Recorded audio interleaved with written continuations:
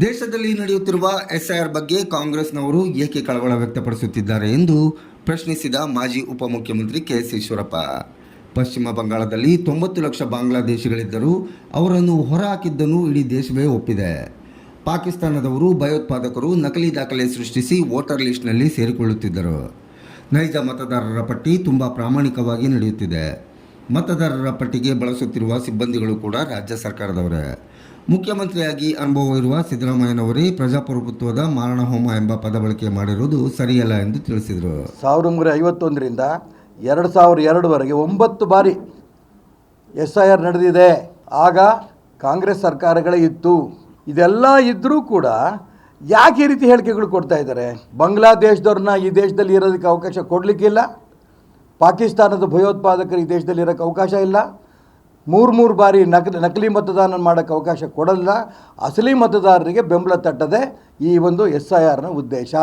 ಇವರು ಒಂದು ರೀತಿಯ ಸುಳ್ಳು ಆಪಾದನೆಗಳನ್ನು ಮಾಡ್ತಾ ಕಳ್ಳ ಮತದಾನಕ್ಕೆ ಬೆಂಬಲ ಕೊಡುವಂಥ ಪ್ರಯತ್ನ ನಡೆಸ್ತಾ ಇದ್ದಾರೆ. ಅದಕ್ಕೋಸ್ಕರ SIR ಮೇಲೆ ಆಪಾದನೆ ಮಾಡೋದು ನಿಲ್ಲಿಸಿ, ಕಳಿಸಿ ನಿಮ್ಮ ಕಾರ್ಯಕರ್ತನ ಮನೆಗೆ. ಅವ್ರಿಗೂ ಗೊತ್ತಾಗುತ್ತೆ ಈಗಿನ ಮತದಾನ ಪಟ್ಟಿನಲ್ಲಿ ಎಷ್ಟು ಕಳ್ಳೋಟಿದ್ದಾವೆ, 2 ಕಡೆ 3 ಕಡೆ ಎಷ್ಟೆಷ್ಟು ಜನದ್ದಿದೆ. ನೀವು ಹೇಳ್ತೀರಲ್ಲ ಮುಸಲ್ಮಾನರು ನಮ್ಮ ಓಟು, ಆ ಮುಸಲ್ಮಾನರು ಒಂದೇ ಕಡೆ ಇದ್ದಾರಾ? ಹೊರಗೆ ಬರಲಿ. ಅದು ಸಿಟ್ಟ ನಿಮಗೇನಾರು?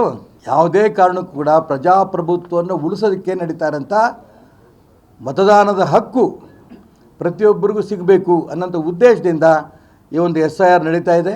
ಈ SIRಗೆ ಸಂಪೂರ್ಣ ಬೆಂಬಲವನ್ನು ರಾಜ್ಯದ ಜನ ಕೊಡಬೇಕು. ಪ್ರತಿಯೊಬ್ಬ ಮತದಾರರು ಕೂಡ ಈ SIRನಲ್ಲಿ ಭಾಗವಹಿಸಬೇಕು. ಇದ್ರ ಮುಖಾಂತರ ಪ್ರಜಾಪ್ರಭುತ್ವ, ನ್ಯಾಯಬದ್ಧವಾದ ಪ್ರಜಾಪ್ರಭುತ್ವ. ಈ ರೀತಿ ಫ್ರೀ ಬಿಟ್ಬಿಟ್ಟಿದ್ದರೆ ಪಶ್ಚಿಮ ಬಂಗಾಳ, ಬಾಂಗ್ಲಾದೇಶದ ಜನರ ಕಂಟ್ರೋಲಿಗೆ ಬಂದೋಗಿರೋದು, ಪಾಕಿಸ್ತಾನದವ್ರ ಕಂಟ್ರೋಲಿಗೆ ಬಂದೋಗಿರೋದು.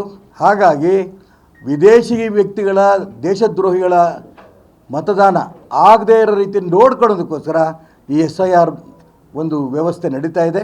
ಇದಕ್ಕೆ ಕಾಂಗ್ರೆಸ್ಗೆ ಯಾಕೆ ಕಳವಳ ಬಂದಿಯೋ ನನಗಂತೂ ಅರ್ಥ ಆಗಲ್ಲ. ತಕ್ಷಣ ಅವರು ಇವತ್ತಿನ ತನಕನೂ ಕೂಡ ಮಾಡಿರೋಂಥ ಎಲ್ಲ ಟೀಕೆಗಳನ್ನು ವಾಪಸ್ ತಗೊಂಡು SIRಗೆ ಸಹಕಾರ ಕೊಡಬೇಕು. ನಿಜಕ್ಕೂ ನಿಮ್ಮ ಕಾರ್ಯಕರ್ತರು ಇದ್ದರೆ ಅವರು ಮನೆಗೆ ಕಳಿಸಿ. ನಮ್ಮ ಕಾರ್ಯಕರ್ತರು ಮನೆಗೆ ಹೋಗ್ತಾ ಇದ್ದಾರೆ. ಈ ದಿಕ್ಕಲ್ಲಿ ಸಹಕಾರ ಕೊಡಬೇಕು. SIR ಮುಖಾಂತರ ಪ್ರಾಮಾಣಿಕ ಪ್ರಜಾಪ್ರಭುತ್ವ ಉಳಿಸ್ಬೇಕು. ಇದು SIR ಉದ್ದೇಶ. ಇದ್ರ ಮುಖಾಂತರ ನಾವೆಲ್ಲರೂ ಕೂಡ ಪ್ರಯತ್ನ ಮಾಡೋಣ ಅಂತ ಮಾತ್ರ ಈ ಸಂದರ್ಭ ನಾನು ಹೇಳೋಕ್ಕೆ ಇಷ್ಟಪಡ್ತೇನೆ.